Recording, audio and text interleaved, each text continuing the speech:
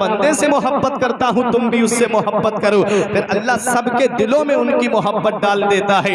यही वजह है गौसे आजम तो बगदाद में है, कभी हिंदुस्तान नहीं आए, और गरीब नवाज तो अजमेर में है, कभी औरंगाबाद में नहीं आए, और सैयद सालार मसूद गाजी तो बहराइच में है, कभी आपके इलाके में नहीं आए। लेकिन जब भी रजब की 14 तारीख आती है लोग बहराइच खींचे चले जाते हैं। जब 11वीं शरीफ का महीना आता है लोग बगदाद की तरफ खींचे चले जाते हैं, जिनको अल्लाह तौफीक देता है। और जब रजब की 6 तारीख आती है लोग अजमेर शरीफ की धरती की तरफ खींचे चले जाते हैं। और जब सफर की 25 तारीख आती है लोग बरेली में उर्से आला हजरत में पहुंच जाते हैं।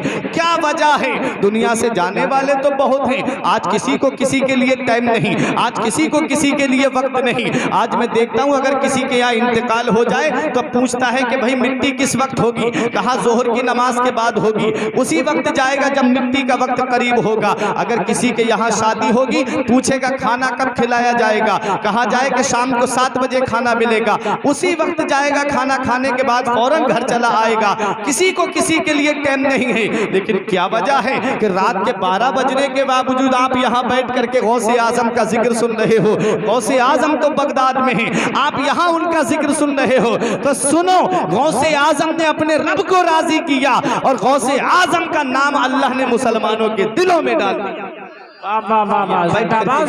गौसे आजम का नाम सुना जा रहा है, गौसे आजम का जिक्र सुना जा रहा है। अब आओ कौन गौसे आजम है? वो मेरे गौसे पाक रजी अल्लाह ताला अन्हु कस्बा जीलान के मोहल्ला नीफ में पैदा हुए।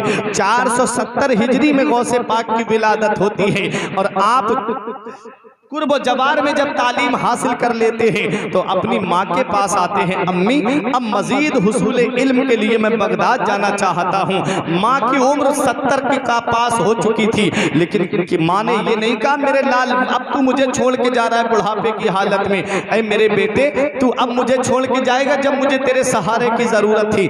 ये नहीं कहा गौसे आजम की वालिदा ने, फरमाया मेरे लाल तू नाना मुस्तफ़ा की शरीयत का इल्म हासिल करना चाहता है तो मैं तुझे रोक नहीं सकती। जब मेरे लाल तू इल्म हासिल कर, जब मेरे लाल तू तालीम हासिल कर। हज़रात गौसे पाक रजी अल्लाह ताला अन्हु अपनी माँ से इजाजत लेकर के बगदाद में इल्म हासिल करने के लिए आते हैं। मैं आपसे पूछना चाहता हूँ, गौसे आजम तो पैदाइशी वली हैं, गौसे आजम तो मादरजाद वली हैं। अरे गौसे आजम तो वो अल्लाह के वली हैं कि तब तक कोई वली बन ही नहीं सकता जब तक गौसे आजम उस पर मोहर नहीं लगा देंगे। प्यारे मुसलमानों, विलायत का सर्टिफिकेट गौसे आजम की बारगाह से मिलता है। वो गौसे आजम को इल्म हासिल करने की क्या जरूरत थी? क्या जरूरत थी कि बगदाद जाकर के इल्म हासिल करें? क्या जरूरत थी कस्बा जीलान के कुर्बो जवार के मदारिस में जाकर के इल्म हासिल करें? आज इंसान विलायत को जो है वो इल्म से नहीं बल्कि जिहालत से जोड़ता है। आज पीरी मुरीदी को इंसान जिहालत से जोड़ता है, इल्म से नहीं जोड़ता।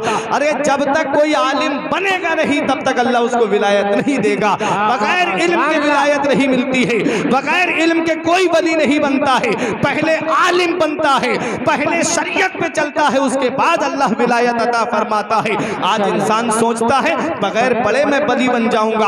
आज इंसान सोचता है इल्म हासिल नहीं किया अल्लाह मुझे विलायत दे देगा। नहीं प्यारे मुसलमानों, ये सिर्फ खाम ख्याली है। अल्लाह विलायत उसी को देता है जो पहले आलिम बनता है। लोग आला हजरत के लिए एतराज करते, वो तो सिर्फ आलिम है, वली कैसे बन गए? अरे आलिम वली होता ही वही है जो आलिम होता है। देखो गौसे पाक रजी अल्लाह ताला अन्हु को जो पैदाइशी वली हैं, जो मादरजाद वली हैं, इल्म हासिल करने के लिए बगदाद जा रहे हैं। कितनी तकलीफें गौसे आजम ने बर्दाश्त की, कितनी कुल्फतें गौसे आजम ने उठाई हैं, कितनी तकलीफें गौसे आजम ने बगदाद की सरजमीन पे उठाई हैं। आप ये तो देखते हो गौसे आजम ने मुर्दे को जिंदा कर दिया, आप ये तो देखते हो कि गौसे आजम मुर्ग तनावुल करते थे, आप ये तो देखते हो, लेकिन दौरान तालिब इल्मी का मामला आप नहीं देखते मेरे गौस का। मेरे गौस फरमाते जब मैं इल्म हासिल कर रहा था तो मैंने जंगल में जाकर के दरख्तों के पत्ते खा खा करके इल्म हासिल किया है। मेरे गौस फरमाते दरख्तों की छाले खा खा करके मैंने इल्म हासिल किया है। प्यारे मुसलमानों, ये विलायत का मकाम ऐसे ही नहीं मिल जाता। मेरे गौस खुद फरमाते दरस्तुल इल्म हत्ता सिरतु कुतबा, मैंने इतना इल्म हासिल किया है कि अल्लाह ने मुझे कुतुब बना दिया है। पता चला सरदारी इल्म इल्म से मिलती है, पता चला बुलंद रुतबा इल्म से मिलता है, पता चला बुलंद शान इल्म से मिलती है, पता चला बुलंद मकाम इल्म से मिलता है, पता चला बंदा फाइजुल मुराम होता है तो इल्म की वजह से होता है, पता चला बंदा तकर्रुब इल्लाह की मंजिल पे गामजन होता है तो वो इल्म की वजह से होता है। इसलिए ऐ प्यारे मुसलमानों, अपने बच्चों को दीनी तालीम दो। ऐ प्यारे मुसलमानों, अपने बच्चों को दीनी तालीम दो। आज आप सोचते हो मेरा बेटा मौलाना बन जाएगा, क्या कमाएगा, 2000-3000 की तनख्वाह में उसका कैसे गुजारा होगा। बेटा अगर मौलाना बन गया तो कैसे वो अपने बच्चों का पेट पालेगा। ऐ प्यारे मुसलमानों, आप ये देख रहे हो लेकिन ये भूल रहे हो कि रोजी देने वाली जात अल्लाह की है, खाना खिलाने वाली जात अल्लाह की है, पैसा देने वाली जात अल्लाह की है, सरमाया देने वाली जात अल्लाह की है। आप इन उलमाए किराम को देखिए, आप बड़े बड़े महकमों में जाकर के देख लो, सब में अक्सर को आपने देखा होगा जिन्होंने तनख्वाह की वजह से रोड जाम किए होंगे, जगह जगह बैठ करके धरना दिया होगा कि हमारी तनख्वाह बढ़ाई जाए, हमारा वेतन बढ़ाया जाए। लेकिन ये हाफिज और आलिम है जो मस्जिद में 5 वक्त की नमाज पढ़ा करके, इशा की नमाज पढ़ा के चैन से अपने बिस्तर पे सो जाता है और सुबह उठ करके फजर की नमाज पढ़ा करके अल्लाह का शुक्र अदा करता है। कभी जुबान पे हर पे शिकायत नहीं लाता, कहीं रोड जाम नहीं करता, कहीं पर जाकर के धरना नहीं देता कि मेरी तनख्वाह बढ़ाई जाए, क्योंकि वो जानता है परवरदिगार आलम की रजा में राजी रहूंगा तो मेरा रब मुझे इतना देगा कि मेरी नस्लें खाएंगी तब भी वो खत्म नहीं होगा। सुभान अल्लाह, तवक्कुल अल्लाह है, ये तवक्कुल अल्लाह है जो अल्लाह की जात पे भरोसा करता है। कुरान में रब फरमाता है, मेरा रब फरमाता है, मन यत्तकिल्लाह यजअल लहू मखरजन व यरज़ुकुहु मिन हैसु ला यहतसिब। रब फरमाता है जो अल्लाह से डरता है अल्लाह उसके लिए निजात का रास्ता निकाल देता है और ऐसी जगह से उसे रोजी देता है जहां से वहमो गुमान भी नहीं। क्या कहने हैं, वाह वाह। रोजी देने वाली जात अल्लाह की है। हज़रात गौसे आजम इतने बड़े अल्लाह के वली फिर भी मदरसे में तालीम हासिल करने गए, फिर भी मदरसे में इल्म हासिल करने गए। इसलिए अगर कामयाबी चाहते हो तो इल्म हासिल करो, अगर तुम दुनिया दोनों जहान में कामरान होना चाहते हो तो इल्म हासिल करो। आज इंसान ने विलायत को इल्म से नहीं बल्कि जिहालत से जोड़ दिया है। जो जितनी ज्यादा अंगूठी पहन ले वो बहुत बड़ा पीर है, जो जितनी ज्यादा मालाएं गले में लटका ले बहुत बड़ा पीर है। ऐसा नहीं है प्यारे मुसलमानों, पीर वो है जो शरीयत पे चलने वाला हो, सच्चा पीर वही है जो नबी की शरीयत पे अमल करने वाला हो। आपने हजरत जुनैद बगदादी का नाम सुना होगा। एक शख्स मुरीद होने के लिए आया, 40 दिन तक आपकी खिदमत में रहा, कोई करामत नहीं देखी। फिर जाने लगा, 40 दिन के बाद आपने बुलाया, क्या बात, कैसे आए और कैसे चल दिए। उसने कहा हुजूर इस मुरीद होने आया था, कोई करामत नहीं देखी मैंने आपकी, इसलिए मैं आपका मुरीद नहीं हो रहा हूँ। आपने फरमाया हवा पे उड़ के दिखाऊं क्या करामत समझेगा? उसने कहा मैं तो करामत समझूंगा।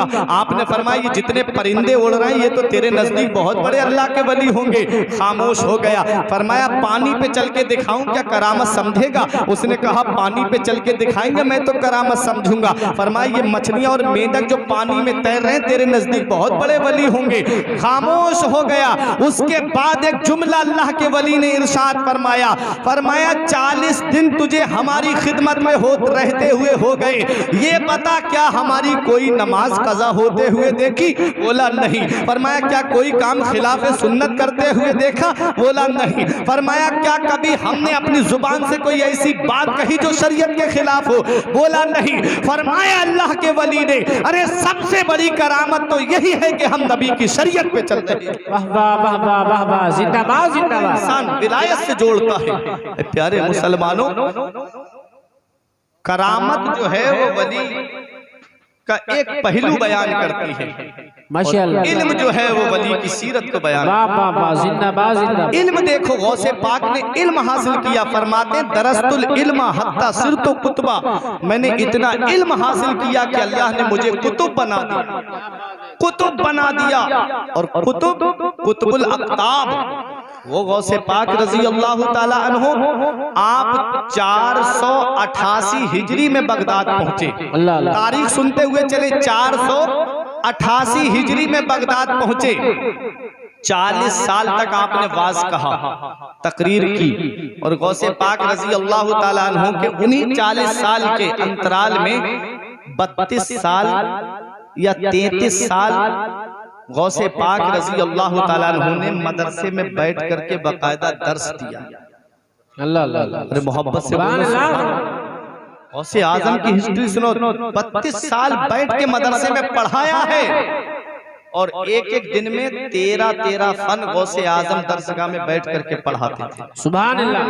पहले फन्ने तफसीर, फिर उसके बाद फन्ने हदीस, फिर उसके बाद में फिका, फिर उसके बाद में अकायद, फिर उसके बाद में बलागत और फसाहत का नंबर आता था। 13 इल्म गौसे पाक रजी अल्लाह ताला अन्हु एक दिन में बैठ करके पढ़ाते थे और हफ्ते में 3 मरतबा तकरीर किया करते थे। जुमे के दिन, इतवार के दिन, मंगल के दिन। जुमे के दिन जुमे की नमाज से पहले, इतवार के दिन जोहर की नमाज के बाद और मंगल के दिन इशा की नमाज के बाद। पहले 10, 20, 40 लोगों का मजमा होता था, फिर एक वक्त वो आया कि 70 हजार का मजमा होता था। बगदाद की ईदगाह पे जाकर के मिंबर लगता था गौसे आजम का और 70 हजार का मजमा होता था। और मेरे गौस की शान देखो, गौसे आज तो माइक के जरिए हम आवाज थोड़ी दूर तक नहीं पहुंचा पाते। मेरे गौस को अल्लाह ने वो कमाल अता फरमाया था कि गौसे आजम की आवाज जितनी सामने वाला सुनता था उतनी ही आवाज सबसे पीछे बैठने वाला सुनता था। वाह वाह वाह ये गौसे आजम की शान थी, ये गौसे आजम का मकाम था। एक बात बता दूं, बात आ गई तो गौसे आजम के एक बड़े चहीते मुरीद थे, वो गौसे आजम की बारगाह में बात सुनने आ जाते थे। उधर उनकी बीवी परेशान रहती थी और बगदाद से दूरी पे थे, शायद मिस्र के थे। जब आ जाते थे तो बीबी एक दिन आ गई गौसे आजम की बारगाह में शिकायत लेके, हुजूर ये तो चले आते हैं आपका बात सुनने, दर्स सुनने के लिए और वहां पर हम परेशान होते हैं। तो गौसे आजम ने उनको बुलाया और कहा कि अब तुम हमारा बात सुनने मत आना, अब तुम हमारी तकरीर सुनने मत आना। वो रोने लगे, कहते हैं हुजूर नहीं सुनूंगा तो दिल को चैन कैसे मिलेगा, नहीं सुनूंगा तो दिल को आराम कैसे मिलेगा। मेरे गौस ने फरमाया जहां हो वहीं पर बैठ करके जब मैं बात कहता हूं वक्त याद कर लो, टाइम याद कर लो और अपने आंगन में एक गोल दायरा खींच लेना और उस गोल दायरे के अंदर बैठ जाना। कहते हैं मेरे गौसे आजम मैं यहाँ बात कहूंगा, तुम वहां पर मेरी तकरीर को सुनोगे। आज देख लो इंटरनेट के जरिए आज लोग इस बात को कहेंगे कि हम कैसे मान लें कि गौसे आजम का बात बगदाद में हो और लोग मिस्र में सुनते हो। तो आज लाइव जो प्रोग्राम चलता है, कहाँ लाइव चल रहा है और पूरी दुनिया में देखा जा रहा है, पूरी दुनिया के अंदर वो प्रोग्राम सुना जा रहा है। अरे जब इंसान के बनाए हुए इस मशीन का ये कमाल है तो बगदाद के गौसे आजम का कमाल क्या है? क्या कहने हैं, वाह वाह वाह। समझाने के लिए बहुत से तरीके आज ऐसे राइज हो गए हैं। हजरात तो सुने, जब जैसे ही गौसे आजम के वाज का वक्त करीब आता वो आंगन में बैठ जाते और बैठ करके कहते वाह सुभान अल्लाह अल्हम्दुलिल्लाह। घर वाले कहते ये पागल हो गया है, कोई कहते ये दीवाना हो गया है, इसको क्या हो गया कि ये आंगन में बैठ के हाथ चला रहा है। तो वो जब कहते कि क्या बात है तो कहते आ जाओ गोल दायरे के अंदर। जब गोल दायरे के अंदर आते तो वो भी गौसे आजम बगदाद में बात करते थे और वो उसको मिस्र में सुना करते थे। माशाअल्लाह, गौसे आजम की शान थी। हजरात तो ये गौसे पाक रजी अल्लाह ताला अन्हु हैं। हर साल आपके मदरसे से 3000 के करीब आलिम निकल करके, ऐसे जय्यद आलिम, ऐसे अपने वक्त के बेहतरीन मुफ्ती जो जाकर के जगह जगह इस्लाम की खिदमत किया करते थे। हर साल 3000 आलिम गौसे आजम के मदरसे से फारिग होते थे। ये गौसे पाक रजी अल्लाह ताला अन्हु हैं। देखे तालीम के मामले में गौसे आजम का मकाम क्या है। एक दिन में 13 फन गौसे आजम पढ़ाए और उसी में कभी कभी किताबें लिखने का भी मौका आता था तो गौसे आजम किताब भी लिखा करते थे। और जगह जगह से अपने वक्त के मुफ्ती आजम थे मेरे गौसे आजम। उस वक्त के लोग फतावा लेकर के गौसे आजम के पास आते थे, फतवे लेकर के।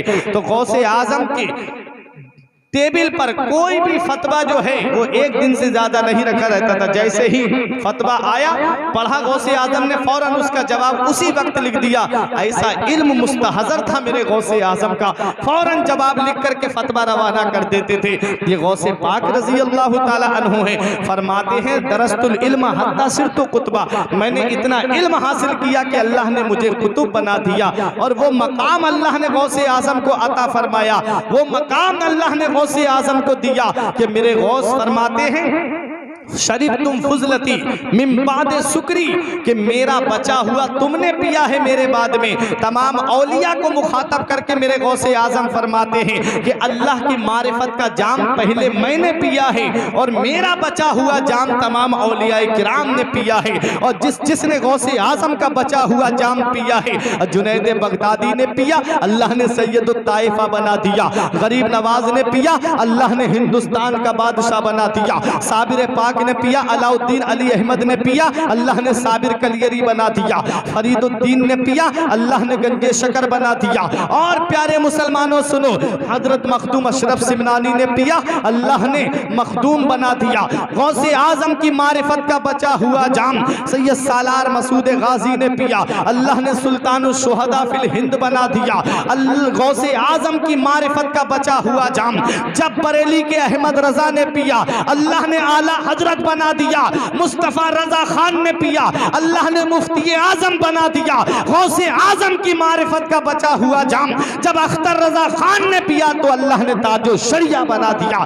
जमीले कादरी पुकार के कहते हैं, खुदा के फजल से हम पर है साया गौसे आजम का, हमें दोनों जहां में है सहारा गौसे आजम का। नारे तकबीर, नारे रिसालत, असलके आला हजरत, फैजाने गौसे आजम, करामाते गौसे आजम। क्या बात है, सुभान अल्लाह। मेरे गौस फरमाते कसीदा गौसिया सुने और पढ़ें। फरमाते मेरे गौसे आजम, मुरीदी ला तखफ अल्लाह रब्बी, ऐ मेरे मुरीद मत डर, अल्लाह मेरा रब है। फरमाते मेरे गौसे आजम, मुरीदी ला तखफ अल्लाह रब्बी। और एक जगह गौसे आजम ने कहा, ए मेरे मुरीद मत रो, अगरचे तू अच्छा नहीं, अगरचे तू जय्यद नहीं, जिस अब्दुल कादिर का तूने दामन पकड़ा है वो सैयद भी है और जय्यद भी है। आला हजरत फरमाते हैं, रजा यूं ना बिलक, तू नहीं जय्यद तो ना हो, सैयदे जय्यदे हर दहर है मौला तेरा।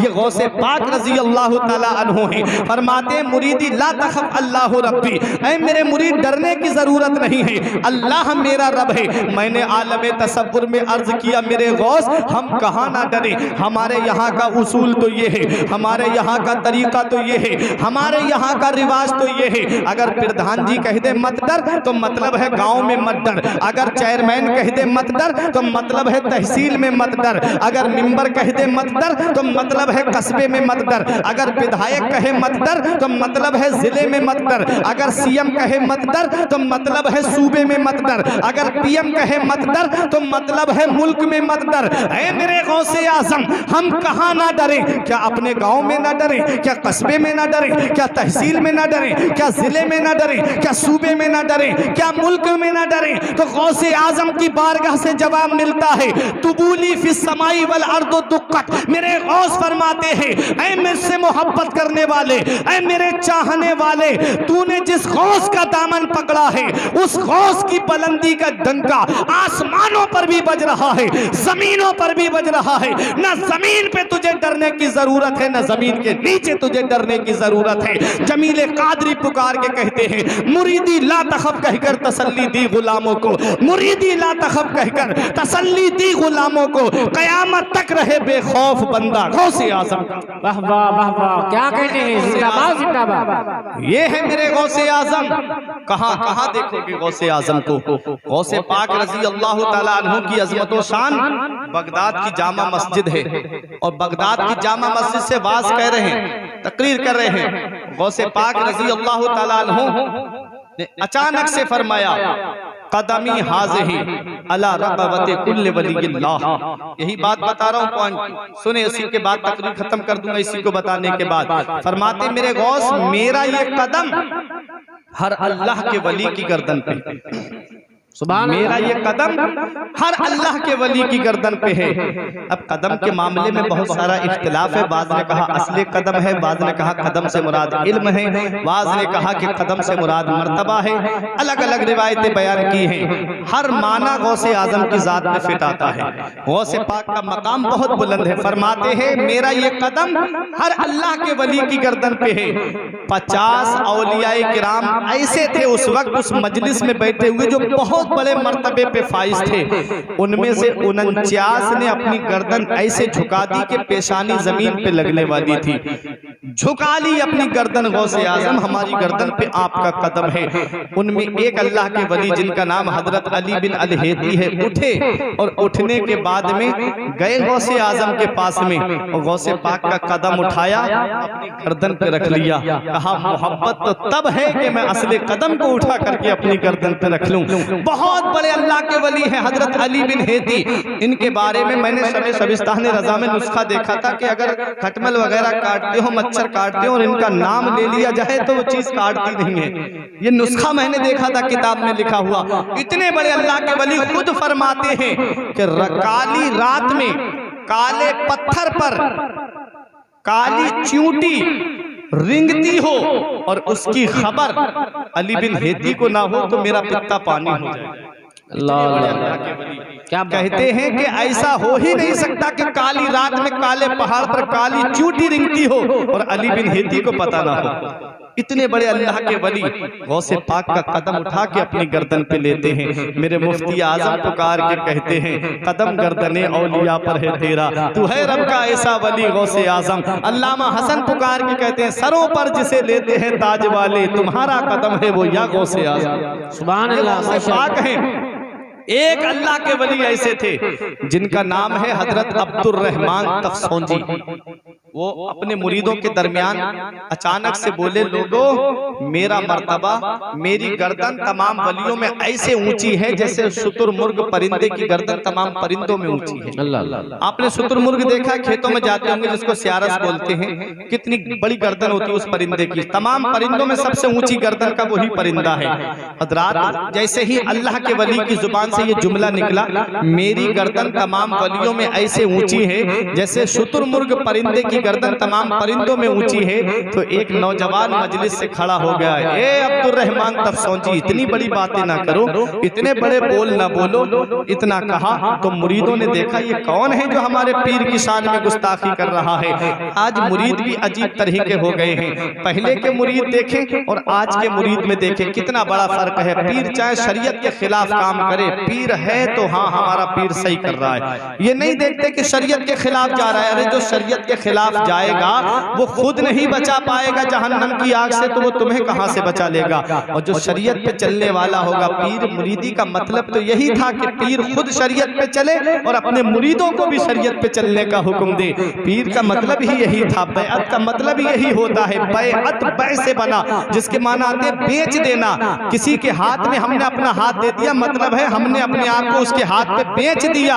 अब जैसा वो कहेगा वैसा हमें करना है, वैसा नहीं जैसा हम कहेंगे पीर हमारा वैसा करे, नहीं जैसा पीर हमें कहेगा वैसा हमें करना है। अब पीर देखना है हमको कि शरीयत पे चलने वाला है कि शरीयत के खिलाफ चलने वाला है। आज पीरों को देखो, एक पीर है दूसरे पीर की बुराई कर रहा है। आज लोगों ने आज सबसे ज्यादा अगर सुन्नियत को नुकसान पहुंचाया है, आज सबसे ज्यादा अगर सुन्नियों को बांटा है तो वो आज पीरों ने बांटा है।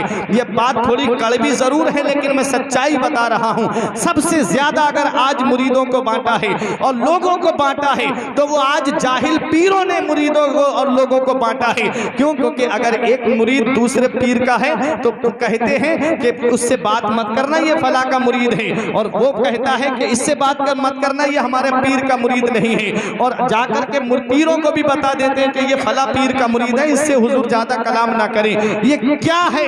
अरे पीर तो वो होता है जो नबी की शरीयत पे चलने का हुक्म दे, चाहे कोई भी सिलसिले का हो, चाहे सिलसिला नक्शबंदिया हो, चाहे सिलसिला सुहरवर्दिया हो, चाहे सिलसिला चिश्तिया हो, चाहे सिलसिला कादरिया हो। ये तमाम के तमाम सिलसिले मौला अली शेर खुदा पे जाकर के खत्म हो जाते हैं। ऐ प्यारे मुसलमानों, सच्चा मुरीद वही होगा जो तमाम सिलसिलों की इज्जत करेगा। सबसे बेहतर मुरीद वही होगा जो तमाम सिलसिले के पीरों को इज्जत देगा। इसलिए देखो अब्दुर रहमान तफसोंजी ने जब इतना कहा कौन है जिसने मेरी बात को काटा है, तो नौजवान मजमे से खड़ा हो गया। गुदड़ी ओढ़े हुए थे, जमीन पे गुदड़ी को फेंक दिया। नाम है हजरत अली बिन हेदी। कहते हे अब्दुल रहमान तफसौंजी इतनी बड़ी बातें ना बोलो। कहा कि अगर इतनी बड़ी बात बोलते हो तो आओ मुझसे कुश्ती लड़ लो, तुम जो बात करते हो। अब्दुल रहमान तफसौंजी के मुरीदों ने सोचा कि लाओ इसे मारे जो पीर की शान में गुस्ताखी कर रहा है।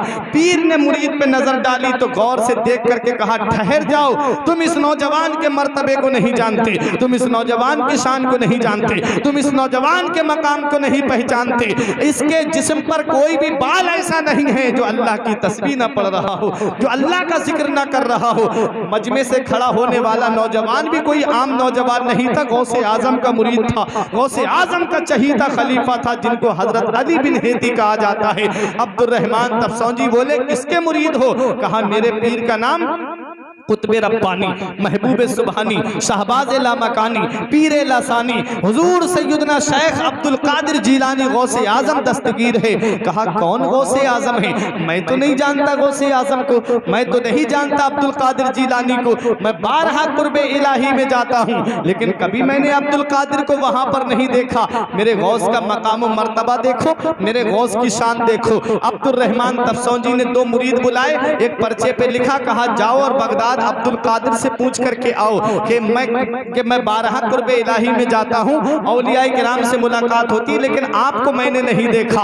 अब्दुल रहमान तफसौंजी के दो मुरीद चले, उधर मेरा गौस बगदाद में मुलाहिजा फरमा रहा है। मेरे गौस फरमाते नजर तो इला बिलादिल्लाही जमा का खरदालतिन अला हुक्म इत्तिसाली, मैं अल्लाह के तमाम शहरों को ऐसे देख रहा हूँ जैसे कोई अपनी हथेली पर राई के दाने को देख रहा है। मेरे गौस मुलाहिजा फरमा रहे हैं कि मेरे मुरीद ने क्या कहा है और अब्दुल रहमान तफसौंजी ने क्या कहा है। मेरे गौसे आजम ने अपने दो मुरीदों को रवाना किया, एक पर्चा दे करके कहा फला रास्ते से अब्दुल रहमान तफसौंजी के मुरीद आ रहे हैं, ले जाओ उन्हें पकड़ करके उनके पीर के पास में। गौसे आजम के मुरीद आए, उन दोनों को लेकर के गए। चलो तुम्हारे सवाल का जवाब लेके हम आ गए हैं। अब्दुल रहमान तफसौंजी हजरत अली बिन हेदी से कहते हैं अरे फकीर तुमने जो गुदड़ी उतार दी है इसे ओढ़ लो। आपने फरमाया एक बार मैं गुदड़ी जिस्म से उतार देता हूँ, दोबारा नहीं पहनता। वहां से तकरीबन 10 मील के फासले पे उनका घर था। अपना हाथ बढ़ाते हैं, कहते हैं अपनी बीबी से बीबी फातिमा मेरी चादर दे दो, मेरी गुदड़ी दे दो। बीबी भी आपकी बहुत बड़ी अल्लाह की वलिया थी, आपकी आवाज को 10 मील के फासले पे सुन लिया और वहीं से उनकी गुदड़ी निकाल करके दे दी, उन्होंने गुदड़ी ओढ़ ली। इधर गौसे आजम के मुरीद आए, बोले अब्दुल रहमान तफसौंजी हम तुम्हारे सवाल का जवाब लेके आ गए हैं। अब अब्दुल रहमान तफसौंजी ने जब पर्चा खोल करके देखा, उन्होंने तो ये लिखा था कि मैं बारहा कुर्बे इलाही में जाता हूं, लेकिन मैंने गौसे आजम आपको नहीं देखा है। आप कहां पर हैं? अपना मकाम व मर्तबा तो बताइए। अब मेरे गौस का जवाब सुनो। मेरे गौसे आजम फरमाते हैं अरे तुम जाते हो, एक है सहन, एक है अंदर कमरा और एक है खास कमरा, तो तुम्हारा जो मकाम है वो आंगन वाला है, सहन वाला है और मैं राजदारों के कमरे वाला हूं। अब सुनो अब्दुल रहमान तफसौंजी, तुम्हें फला महीने की फला तारीख में जब विलायत का हुल्ला पहनाया गया था, उस पे सोने से कुल हु अल्लाहु अहद लिखी हुई थी। वो जुब्बा, वो हुल्ला जो तुम्हें दिया गया था, जिसने तुम्हें अपने हाथों से हुल्ला पहनाया था, उसके चेहरे पे नकाब पड़ी हुई थी। बोले हाँ पड़ी हुई थी। फरमाया ए अब्दुल रहमान तफसौंजी, फला महीने की फला तारीख को तुम्हारा मर्तबा बुलंद किया गया था, तुम्हारा दर्जा बुलंद किया गया था। उसकी सनद जिसके हाथों से तुम्हें दी गई थी, उसके चेहरे पे नकाब पड़ी हुई थी। अगर उस दिन अपने उसके चेहरे से नकाब उठा करके देख लेते तो इतनी बड़ी बातें ना करते। अरे जिसके हाथों से तुम्हें विलायत मिली है वो बगदाद का गौसे आजम मैं ही तो हूँ, वो अब्दुल कादिर जिलानी मैं ही तो हूँ। जब अब्दुल रहमान तफसौंजी ने इतना देखा तो बगदाद की तरफ रुख करके अपनी गर्दन को झुका के कहते हैं ऐ मेरे शेख गौसे आजम, मैं आपके मर्तबे को जान गया, मैं आपकी शान को जान गया, मैं आपके मकाम मर्तबे को पहचान गया। बड़े बड़े औलियाए किराम जिस गौस की बारगाह में अपनी गर्दन को झुका रहे हैं और गौसे आजम के कदम को अपनी गर्दन पे ले रहे हैं, बरेली का इमाम बरेली से पुकार के कहता है सर भला क्या कोई जाने के है कैसा तेरा, सर भला क्या कोई जाने के है कैसा तेरा, औलिया मलते हैं आंखें वो है तलवा तेरा। वाह वाह वाह, सुभान अल्लाह, माशाअल्लाह। आंखें वो है तलवा तेरा, और सारे अफ्ताबे जहां करते हैं काबे का तवाफ, काबा करता है तवाफे दरे बाला तेरा। माशाअल्लाह ये माशाअल्लाह। है गौसे आजम की शान। फरमाते आला हज़रत शुक्र के जोश में जो है वो तुझे क्या जाने। ऐ मेरे गौस शुक्र के जोश में जो है वो तुझे क्या जाने। खिज्र के होश से पूछे कोई रुतबा तेरा, और तू घटाए से किसी के ना घटा है ना घटे। जब बढ़ाए तुझे अल्लाह ताला तेरा, मिट गए मिटते हैं मिट जाएंगे दुश्मन तेरे, न मिटा है न मिटेगा कभी चर्चा तेरा। माशाअल्लाह बड़े बड़े औलियाए किराम गौसे आजम की बारगाह में खिराज अकीदत पेश कर रहे हैं। बड़े बड़े औलियाए किराम गौसे आजम के कदम को अपनी गर्दन पे ले रहे हैं। एक और अल्लाह के वली हैं बगदाद में, बहुत बड़े अल्लाह के वली, जिनका नाम शेख अबुल वफा मोहम्मद काकेस रहमतुल्लाह अलैह। इतने बड़े अल्लाह के वली कि 17 राजा इनके झंडे के साए में अदब से हाथ बांध के चला करते थे। हजरात शेख अबुल वफा जब निकलते थे तो राजा बादशाह अदब के साथ झंडे के साए में चले। कितने बड़े अल्लाह के वली होंगे। बगदाद में जब वाज कहते थे तो गौसे आजम ने अपने दोस्तों से कहा, चलो अल्लाह के वली का वाज सुनने चल रहे हैं, चलो अल्लाह के वली की तकरीर सुनने चल रहे हैं। आज हम जलसों में आते हैं तो मजे के लिए आते हैं। फला खतीब आया है, देखते हैं क्या बोलेगा, फला शायर आया है, देखते हैं क्या बोलेगा। ये नहीं देखते जलसा किस शख्सियत के नाम से है, ये नहीं देखते जलसे को निस्बत कौन सी जात से है। आज हम जलसों में अपने मजे के लिए आते हैं। मेरे गौस कहते हैं अपने दोस्तों से, चलो फला का वली का बात सुनने चल रहे हैं, नाना की हदीस सुनने को मिलेगी, नाना का फरमाने आलीशान सुनने को मिलेगा, कुरान की आयतें सुनने को मिलेंगी। मेरे गौस जैसे ही मजलिस में दाखिल हुए, 18 साल की उम्र में गौसे आजम बगदाद पहुंचे थे तालीम हासिल करने के लिए। हज़रात देखें गौसे आजम की जवानी का आलम था। जैसे ही गौसे आजम अल्लाह के वली जब बात कर रहे थे अंदर दाखिल हुए, शेख अबुल वफा की नजर पड़ी, कहा कि इस बच्चे को बाहर निकाल दिया जाए। गौसे आजम का हाथ पकड़ा, उनके मुरीदों ने पकड़ करके बाहर कर दिया। जितने लोग मजमे में बैठे थे गौसे आजम को देखने लगे। फिर गौसे आजम ने बुरा नहीं माना, फिर अंदर आ गए बात सुनने के लिए। अल्लाह के वली ने फिर कहा, मैंने कहा ना इस बच्चे को बाहर निकाल दिया जाए। फौरन उन गौसे आजम का हाथ पकड़ के बाहर कर दिया जाता है। इतने बड़े मजमे में आप लोग बैठे हैं, मैं किसी एक भाई का नाम लेके कहूँ इसको बाहर निकाल दिया जाए तो आप मुझे नहीं देखोगे बल्कि निकलने वाले को देखोगे कि कौन है, किसको निकाला जा रहा है। गौसे आजम को जब तीसरी मर्तबा निकाला गया तब भी मेरे गौस ने बुरा नहीं माना, आ गए फिर भी बात सुनने के लिए। अब शेख अबुल वफा ने बुलाया, इस बच्चे को मेरे पास लेकर के आओ। देखो मेरे गौस का मकाम, देखो मेरे गौस की शान। शेख अबुल वफा फरमाते मेरे पास लेकर के आओ। जिस मसनद पे बैठे हुए थे उतर गए मसनद से, गौसे आजम को बिठा दिया उस मसनद पे। उसके बाद कहा, ए बगदाद वालों कान खोल करके सुन लो, मैंने इनको बाहर निकलवाया अपनी मजलिस से। उसका मतलब इनकी बेइज्जती करना नहीं था, इनका तो इनकी तौहीन करना नहीं था। इनको मैंने बार बार इसलिए निकलवाया था ताकि तुम में का हर इंसान गौर से देख ले और इन्हें पहचान ले। ये कोई मामूली शख्सियत नहीं है, अरे यही तो वो शख्सियत है जो बगदाद की जामा मस्जिद से ऐलान करेगी, कदमी हाज़िही अला रक़बते कुल्ले वलील्लाह, मेरा ये कदम हर अल्लाह के वली की गर्दन पे है। मैंने तुम सबको गवाह बना करके आज ही इनके कदम को अपनी गर्दन पे ले लिया है। मेरा इमाम पुकार के कहता है, सर भला क्या कोई जाने के है कैसा तेरा, औलिया मलते हैं आंखें वो है तलवा तेरा। माशाअल्लाह सुभान। उसके बाद शेख अबुल वफा ने कहा, या अब्दुल कादिर जीलानी इन्नी राई तो कुल्लो दीकिन यसे हो व यसकुतो इल्ला दीको का यसे हो वला यसकुतो।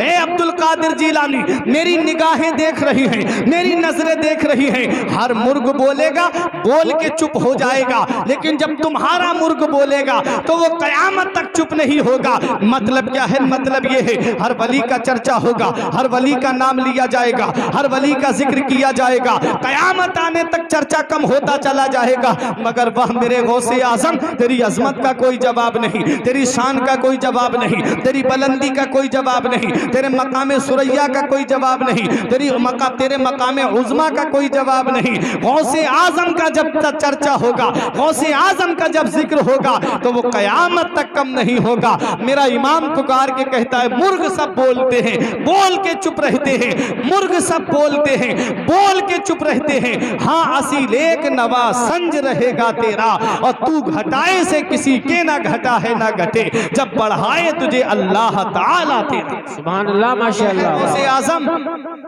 उसके बाद शेख अबुल वफा ने एक जुमला कहा था, ये अब्दुल कादिर जिलानी जब आप बगदाद की जामा मस्जिद से ऐलान करो कि मेरा ये कदम हर अल्लाह के वली की गर्दन पे है, उस दिन इस सफेद दाढ़ी वाले को मत भूलना। इतना बड़ा जुमला, इस सफेद दाढ़ी वाले को मत भूलना। मैं आपकी अजमत को मानता हूँ। मेरा इमाम पुकार के कहता है, सर भला क्या कोई जाने के है कैसा तेरा, औलिया मलते हैं आंखें वो है तलवा तेरा। ये मेरे गौसे आजम की शान है, ये मेरे गौसे आजम का मकाम है। एक दिन गौसे आजम ने ये कसम खाई कि तब तक नहीं खाऊंगा जब तक अल्लाह अपने दस्ते कुदरत से मुझे नहीं खिलाएगा। कई दिन गुजर गए, आपके पीर और मुर्शिद जो है सैयद अबू सईद मखजूमी अलैहि रहमा, वो एक तबाक में खाना सजा करके लाए और कहा अब्दुल कादिर ये खाना खा लो। आपने खाना खाने से इनकार कर दिया। गौसे आजम के कानों में एक आवाज आती है, उससे पहले आपके शेख अबू सईद मखजूमी ने कहा ये खाना मैं अपनी तरफ से लेके नहीं आया हूँ, मुझे ऐसा हुक्म दिया गया है। कहते हैं कि गौसे आजम के कानों में एक आवाज आई, या अब्दुल कादिर जिलानी बिहक़्क़ि अलैका कुल व बिहक़्क़ि अलैका इश्रिब। ए अब्दुल कादिर जिलानी तुझे मेरे इज्जत और जलाल की कसम तू खा ले, तुझे मेरे इज्जत और जलाल की कसम तू पी ले। जब गौसे आजम खाना छोड़ दे तो अल्लाह अपनी कसमें दे के गौसे आजम को खाना खाने का हुक्म दे। मेरा इमाम पुकार के कहता है, कसमें दे दे के खिलाता है पिलाता है तुझे, कसमें दे दे के खिलाता है पिलाता है तुझे। प्यारा अल्लाह तेरा चाहने वाला तेरा, प्यारा अल्लाह तेरा चाहने वाला तेरा।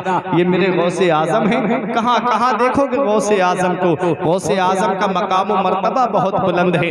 बगदाद की जामा मस्जिद से ऐलान किया, मेरा ये कदम हर अल्लाह के वली की गर्दन पे है। उस वक्त ख्वाजा गरीब नवाज खुरासान की पहाड़ियों में चिल्ला काट रहे थे, इबादत कर रहे थे, मुजाहिदे में लगे हुए थे। कहाँ बगदाद और कहाँ खुरासान। गौसे आजम की आवाज जब गरीब नवाज के कान में पहुंची, आज का बदअकीदा कहता है कि कैसे गौसे आजम की आवाज पहुंच गई थी गरीब नवाज के कानों में। हमने कहा क्या तूने कुरान नहीं पढ़ा कि जब हजरत इब्राहिम अलैहिस्सलाम ने काबे की तामीर की और जब काबा मुकम्मल तामीर हो गया तो अल्लाह ने हुक्म दिया कि अब पत्थर पे खड़े होकर के लोगों को इस काबे के तवाफ के लिए बुलाओ। पूरा वाकया कुरान में आया है। जब आप मकाम इब्राहिम पे खड़े हुए, वो पत्थर बुलंद होता चला गया और पहाड़ के बराबर बुलंद हो गया। इब्राहिम अलैहिस्सलाम ने उस पहाड़ पे खड़े होकर के कहा था कि उस पहाड़ पे खड़े होकर के इब्राहिम अलैहिस्सलाम ने कहा, ऐ लोगों आओ अल्लाह के घर के तवाफ के लिए आओ। अल्लाह ने आवाज को पूरी दुनिया में पहुंचा दिया। इब्राहिम अलैहिस्सलाम ने कहा, मौला मेरी आवाज पूरी दुनिया में कैसे पहुंचेगी? तो आवाज आती है, आवाज लगाना तुम्हारा काम है और पूरी दुनिया में पहुंचा देना परवरदिगारे आलम का काम है। इब्राहिम अलैहिस्सलाम की आवाज को अल्लाह ने पूरी दुनिया में पहुंचा दिया। जो बाप की सुल्बों में थे वो बाप की सुल्बों से कह रहे थे लब्बैका अल्लाहुम्मा लब्बैका। जो माँ के रहमों में थे वो वहां से आवाज लगा रहे थे लब्बैका अल्लाहुम्मा लब्बैका। हजरात एक मर्तबा जिसने लब्बैक कहा वो एक मर्तबा हज करने जाएगा, जिसने 2 मर्तबा लब्बैक कहा वो 2 मर्तबा हज करने के लिए जाएगा, जिसने 3 मर्तबा लब्बैक कहा वो 3 मर्तबा हज करने के लिए जाएगा। इब्राहिम अलैहिस्सलाम की आवाज को अल्लाह ने पूरी दुनिया में पहुंचा दिया। तो इब्राहिम अलैहिस्सलाम के गुलाम शेख अब्दुल कादिर जिलानी की आवाज को कदमी हाज़िही अला रब्बते कुल्ले वलियल्लाह, मेरा ये कदम हर अल्लाह के वली की गर्दन पे है। और औलिया अंबिया के मजहर होते हैं, अंबिया इकराम से मोजज़ात का सुदूर होता है और वलियों से करामतों का सुदूर होता है। और मेरे गौस फरमाते हैं हर वली किसी ना किसी नबी के नक्शे कदम पे होता है और मैं मदीने वाले मुस्तफ़ा के नक्शे कदम पे हूँ। हजरात तो गौसे आजम की आवाज को अल्लाह ने पूरी दुनिया में पहुंचा दिया। गरीब नवाज खुरासान की पहाड़ियों से ऐलान करते हैं, ऐ मेरे गौसे आजम आपका कदम सिर्फ मेरी गर्दन पे ही नहीं है बल्कि मेरे सर पे भी है, मेरी आंखों पे भी है, मेरे दिल पे भी है। बरेली के इमाम की नजर, मुफ्ती आजम की नजर पड़ती है तो पुकार के कहते हैं ये दिल ये जिगर है, ये आंखें ये सर है, ये दिल ये जिगर है, ये आंखें ये सर है, जहां चाहो रखो कदम गौसे आजम, माशाअल्लाह क्या जहां चाहो रखो कदम गौसे आजम। हज़रात गौसे आजम का मकाम और मर्तबा बहुत बुलंद है। गौसे आजम की शान बड़ी बुलंद वाला है।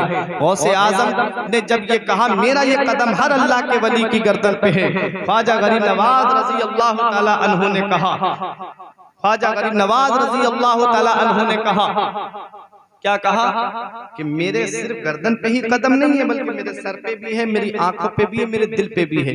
तो मेरे गौस ने फरमाया गयासुद्दीन का बेटा सबकत ले गया, गयासुद्दीन का बेटा सबकत ले गया। फरमाया जालतु का सुल्तान अल हिंद या मुईनुद्दीन, ऐ मुईनुद्दीन तुमने जो मोहब्बत का इजहार किया है कि सिर्फ मेरे गर्दन पे नहीं मेरे सर पे भी है, मेरी आंखों पे भी है, मेरे दिल पे भी है, तो ऐ मुईनुद्दीन जाओ हमने तुम्हें हिंदुस्तान का बादशाह बना दिया। क्या बात है, सुभान अल्लाह। बगदाद के गौसे आजम से तमगा मिला के जाओ हमने तुम्हें हिंदुस्तान का बादशाह बना दिया। इसीलिए शायर कहता है कुर्सी पे कोई भी बैठे राजा तो मेरा ख्वाजा है। बाबर अपने से बादशाह बना नाम मिट गया, हुमायूं अपने से बादशाह बना नाम मिट गया, शाहजहां अपने से बादशाह बना नाम मिट गया। लेकिन क्या वजह है कि 800 साल गुजरने के बाद भी कोई भी हुकूमत हो पहले चादर गरीब नवाज की बारगाह में पहुंचाती है, फिर उसके बाद में कुर्सी पे बैठती है। क्या वजह है? क्योंकि सब जानते हैं कि कुर्सी पे कोई भी बैठे राजा तो मेरा ख्वाजा है। इस हिंदुस्तान पे जिसकी हुकूमत चल रही है वो अजमेर के गरीब नवाज की हुकूमत चल रही है। ऐ प्यारे मुसलमानों, तो गौसे आजम को ये मकाम कैसे मिला, गौसे आजम को ये मर्तबा कैसे मिला, गौसे आजम को ये शान कैसे मिली? तो सुनो, हर बेटे की कामयाबी में उसके वालिदैन का हाथ होता है, हर बेटे की कामयाबी में उसके माँ बाप का हाथ होता है। आज माँ बाप जो है वो औलाद को अच्छी तरबियत नहीं देते, आज माँ बाप जो है वो औलाद को अच्छी तालीम नहीं देते। यही वजह है कि वो बुढ़ापे में आंसू बहाते हैं कि मेरी औलाद मेरे काम नहीं आ रही है। गौसे आजम के जरा माँ बाप को तो देखिए, गौसे आजम के वालिदैन की क्या शान है। गौसे आजम पैदा ही ऐसे घराने में हुए हैं। नाना देखो हजरत अब्दुल्ला सौमई बहुत बड़े अल्लाह के वली, गौसे आजम के वालिद शेख अबू सालेह मूसा जंगी दोस्त बहुत बड़े अल्लाह के वली, आपकी फूफी आयशा बहुत बड़ी अल्लाह की वलिया, आपकी वालिदा उम्मुल खैर फातिमा बहुत बड़ी अल्लाह की वलिया। ऐसे वलियों के गुलशन में गौसे आजम की विलादत होती है। हज़रात जरा देखें माँ बाप की जरा शान तो देख ले। गौसे आजम के सिर्फ एक सेब खाया था, गौसे पाक के वालिद ने, भूख लग रही थी, दरिया में आ रहा था, भूख की वजह से आपने थोड़ा सा सेब खाया, अंदर से दिल ने ज़मीर ने झंझोड़ करके कहा, ए अबू सालेह क्या कर रहे हो? इस सेब का कोई मालिक होगा और उस मालिक की बगैर इजाजत के तुमने सेब खा लिया। ये तकवा था, ये परहेजगारी थी। प्यारे मुसलमानों, जब वो कराहत वाला सेब अंदर गया तो रोने लगे कि कल कयामत में अगर मुझसे इसके मालिक ने बदला मांग लिया तो मैं कहां से दूंगा। कई मील का सफर पैदल किया और एक बाग में पहुंचे, वहां जाकर के एक बुजुर्ग से मुलाकात हुई थी। उन बुजुर्ग ने कहा था कि माफ तो कर दूंगा लेकिन तुम्हें मेरे बाग की रखवाली करना पड़ेगी। कई साल तक बाग की रखवाली की। उसके बाद में एक बात बता दूं गौसे आजम के वालिद की, एक दिन अबू सालेह मूसा जंगी दोस्त बाग रखा रहे थे, अब्दुल्ला सौमई के कुछ दोस्त आ गए, कहते हैं फल खिलाओ अपने बाग के। जब फल ला करके दिए तो जिस फल को खाएं कोई फीका निकल जाए, कोई फल खट्टा निकल जाए। कहते हैं कैसा नौकर तुमने बाग में रखा है जिसके पता भी नहीं है कि कौन सा फल मीठा है और कौन सा खट्टा है। तो अब्दुल्ला सौमई ने कहा, बेटा क्या तुझे पता नहीं है कौन से पेड़ पे मीठा फल आता है, कौन से पेड़ पे फीका फल आता है? तो गौसे आजम के वालिद का जवाब सुनो, फरमाते पता उसे होता है जो खाता है। मैंने तुम्हारे बाग का एक भी फल चख करके नहीं देखा है। मेहमान कहते हैं कैसी बात कर रहा है? तब अब्दुल्ला सौमई ने कहा, तुम इसका मर्तबा नहीं जानते, तुम इसकी शान नहीं जानते, तुम इसकी रिफात नहीं जानते। मैं जानता हूं, एक दिन सख्त आंधी और तूफान आया था, मैं रात में निकला, मैंने देखा सब लोगों के बाग के फल जमीन पे आ गए थे और ऐसी आंधी में, ऐसे तूफान में ये नौजवान मेरे बाग में चराग रख करके कुरान की तिलावत कर रहा था, इसका चिराग नहीं बुझा था और सबके बागों के फल जमीन पे थे, मेरे बाग का एक फल भी जमीन पे नहीं गिरा था। ये गौसे आजम के वालिद की शान है। जब बाप नेक होता है तो औलाद नेक होती है, जब माँ नेक होती है तो औलाद नेक होती है, जब माँ बाप परहेजगार होते हैं तो औलाद भी परहेजगार होती है।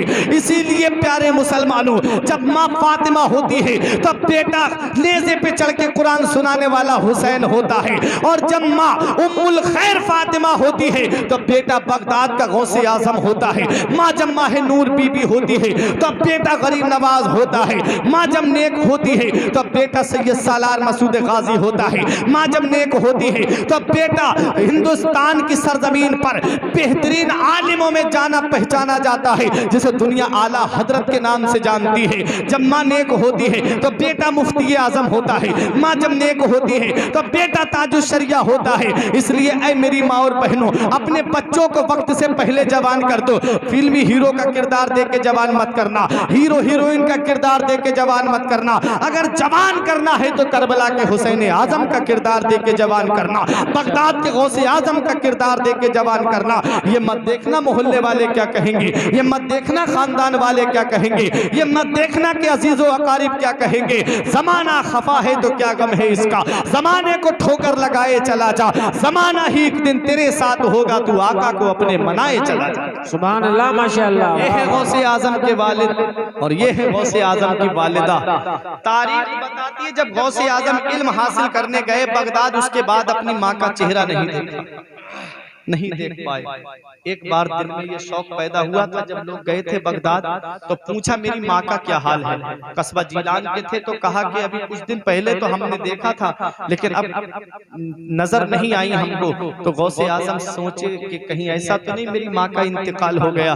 तारीख में मिलता है कि गौसे आजम आए पैदल सफर करके रात का, और करने के बाद में अपने घर के दरवाजे पे पहुंचे तो अंदर दरवाजा खटखटाया तो अंदर से माँ ने कहा कौन है। कहा माँ तेरा बेटा अब्दुल कादिर आया है। तो माँ ने कहा बेटा तू क्या करने के लिए आया है। कहा माँ तेरा दीदार करने के लिए आया हूँ। तो गौसे पाक की माँ ने कहा बेटा पहले जिस काम के लिए तू गया है, नाना मुस्तफा की शरीयत को हासिल करने गया है, पहले तू इल्म हासिल करने गया है मेरे लाल, पहले इल्म हासिल करके आ, फिर उसके बाद में मुझसे मुलाकात करना। गौसे आजम की वालिदा ने कहा मेरे लाल अब मैं बुढ़ापे की उस दहलीज पे पहुंच गई हूँ, अब तू मेरा चेहरा देखेगा तो मेरी मोहब्बत में पड़ने नहीं जाएगा। अब तू मेरा चेहरा देखेगा तो तू मेरी मोहब्बत में अभी हासिल करने नहीं जाएगा, इसलिए मेरे लाल में दरवाजा नहीं खोल सकती। बहुत इसरार किया, रोने लगे गौसे आजम, लेकिन माँ ने दरवाजा नहीं खोला। रोते हुए वापस आ गए मेरे गौसे आजम, लेकिन माँ को याद करते रहते थे गौसे आजम। और गौसे आजम की वालिदा का इंतकाल हो जाता है और गौसे आजम बगदाद में इल्म हासिल कर रहे थे। अल्लाह अकबर, 70 साल के करीब उम्र थी आपकी माँ की, तब गौसे आजम पढ़ने के लिए गए।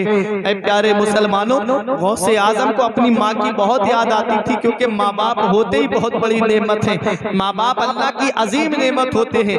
इनकी मोहब्बत का पता तब चलता है जब ये साए हमारे सर से उठ जाते हैं। आज जिस बूढ़े की खांसी अच्छी नहीं लगती, आज जिस माँ का बोलना हमको अच्छा नहीं लगता, एक दिन आता है कि जब वो चारपाई घर से उठ जाती है और जब माँ का बोलना बंद हो जाता है तो फिर बेटा ढूंढता फिरता है कोई हो जो मेरे लिए दुआ कर दे, कोई हो जो मेरे लिए दुआ कर दे। प्यारे मुसलमानों, ये माँ बाप अल्लाह की इतनी बड़ी नेमत है। मदीने वाले मुस्तफ़ा ने फरमाया हुमा जन्नतों का हुमा नारों का, तेरे माँ बाप तेरे लिए जन्नत भी है और तेरे माँ बाप तेरे लिए जहन्नम भी है। माँ बाप की खिदमत करोगे तो अल्लाह जन्नत अता फरमाएगा, और माँ बाप की नाफरमानी करोगे तो अल्लाह ताला जहन्नम में डालेगा। यमन के एक नौजवान सहाबी आए आका की बारगाह में, बहुत अहम रिवायत बयान करने जा रहा हूँ मेरे भाइयों।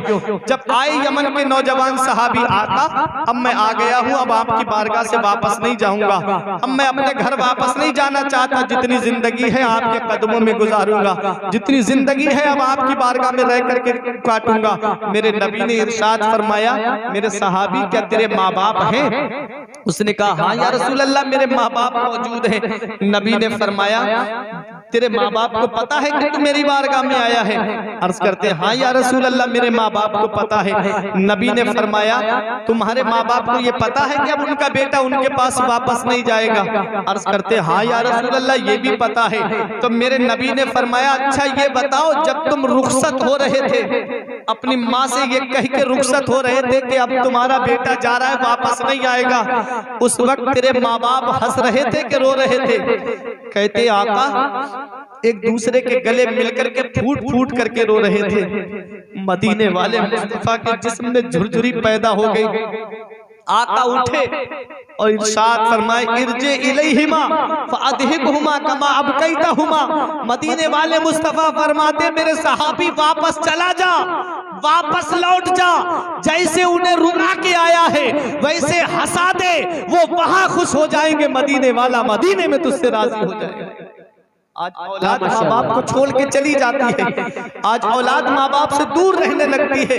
ये नहीं देखती माँ के 3 एहसान ऐसे हैं कि बेटा पूरी जिंदगी उसका कर्जदार रहता है। 3 एहसान ऐसे हैं माँ के कि बेटा पूरी जिंदगी माँ का कर्जदार रहता है, पूरी जिंदगी उन 3 एहसानों का बदला नहीं चुका सकता। एक एहसान क्या है? उसने 9 महीने तुमको अपने शिकम में रखा, 9 महीने अपने शिकम में रखा। आज 1 किलो का पत्थर या 2 किलो का पत्थर तुम्हारे पेट से बांध दिया जाए और कहा जाए सोना भी इसी के साथ है। जैसे हजरत उमर फारूक आजम का वाकया है कि उनके पास में एक बूढ़ी औरत आई और आके रोने लगी, कहती है हुजूर मेरा बेटा मुझे बहुत सताता है। उमर फारूक आजम ने उसके बेटे को बुलाया और बुलाने के बाद में आपने उसके पेट पे 2-3 किलो का पत्थर बांध दिया और कहा जा, खाना भी इसी पत्थर के साथ खाना है, अगर हाजत से जाएगा तब भी ये पत्थर तेरे पेट से खुलेगा नहीं, सोने जाएगा तब भी ये पत्थर तेरे पेट पे ही बंधा हुआ रहेगा। अल्लाह अकबर। जब वो गया तो 2-3 दिन काटना करने पड़ गए, रोने लगा। माँ के पास आया, माँ कह दे कि मेरे पेट से ये पत्थर हटा दे। उमर फारूक आजम के पास जब आई खबर तो थोड़ा और वजन बढ़ा दिया, 3 किलो के करीब वजन कर दिया। अब वो और परेशान हो गया, रोने लगा। माँ तू ही कह सकती है तभी मेरी ये तकलीफ दूर हो सकती है। उमर फारूक आजम ने बुलाया और बुलाने के बाद में उस नौजवान से कहा तू 2-3 दिन तक इस पत्थर का वजन नहीं उठा पाया, तेरी माँ ने तो तुझे 9 महीने अपने शिकम में लेकर के तुझे कैसे लेकर के जीना चढ़ी होगी, कैसे लेकर के तेरा घर के कामकाज किए होंगे, कैसे लेकर के घर के कामकाज माँ करती है। ऐ प्यारे मुसलमानों, आज इंसान माँ बाप के एहसान को नहीं जानता।